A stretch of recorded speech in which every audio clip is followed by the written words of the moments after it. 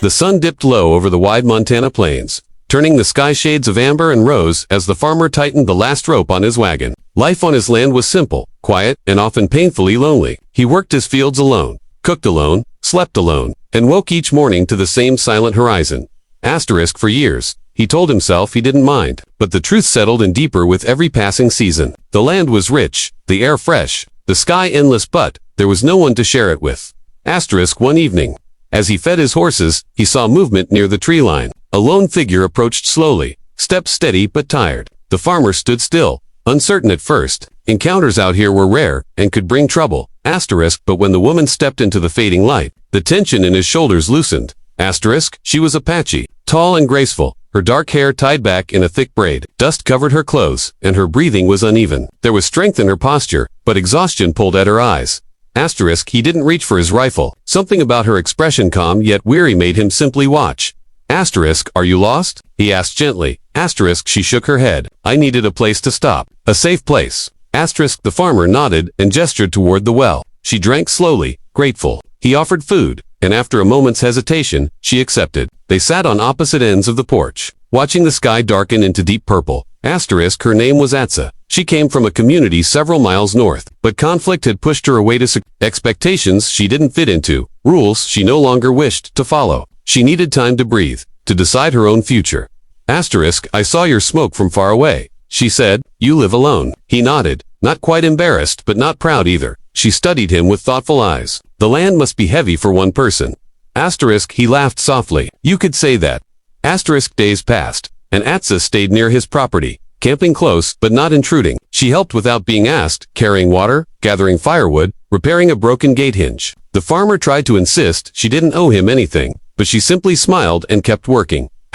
Gradually, the silence around the farm changed. It didn't feel empty anymore. Her presence brought life to the fields, warmth to the air. They shared meals in the evenings, exchanged stories under the stars. He told her how he had inherited the farm from his parents and tried to make it thrive even when the work became overwhelming. She shared memories of growing up among the pine forests and rivers, of learning to ride bareback, of climbing hills to watch the sunset. Neither spoke of loneliness directly, but both felt it easing. One morning, they rode out together to check the far fence line. A strong wind swept across the field, carrying the scent of sage and wild grass. She rode easily, balanced and confident, while he kept glancing her way, admiring her strength and the quiet peace she carried within her.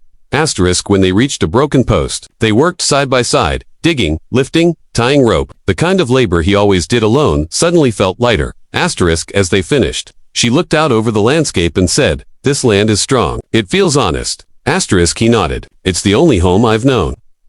She hesitated before speaking again. You're kind, different from most men I've met. He felt heat rise to his face. Compliments were rare in his life. Later that week, a group of riders arrived, men from her former community. They spoke with her for a long time at the edge of the field. The farmer watched from afar, uncertain whether she would leave.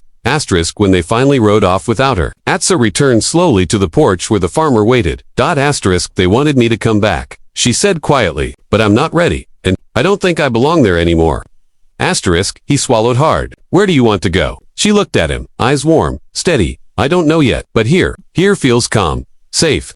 The farmer felt something shift inside him. Hope, fragile but unmistakable.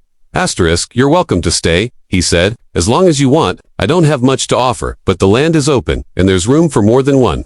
Atsa stepped closer, her voice soft but sure. Sometimes belonging isn't a place, it's a person. His breath caught. He wasn't a man of fancy words or grand gestures, but he felt her meaning, like the first warm day after a long winter. The days that followed grew into weeks. They worked together, cooked together, laughed quietly in the evenings. She planted herbs behind the house. He built her a small shelter near the barn, though she often sat closer to him during the cool nights. Loneliness faded, replaced by something gentle and growing. Neither rushed it, neither needed to. Under the vast American sky, a lonely farmer and a wandering Apache woman found something neither expected. Not romance, forced by need, not companionship born of desperation, but belonging slow, steady, and real. The land no longer felt empty, and neither did they.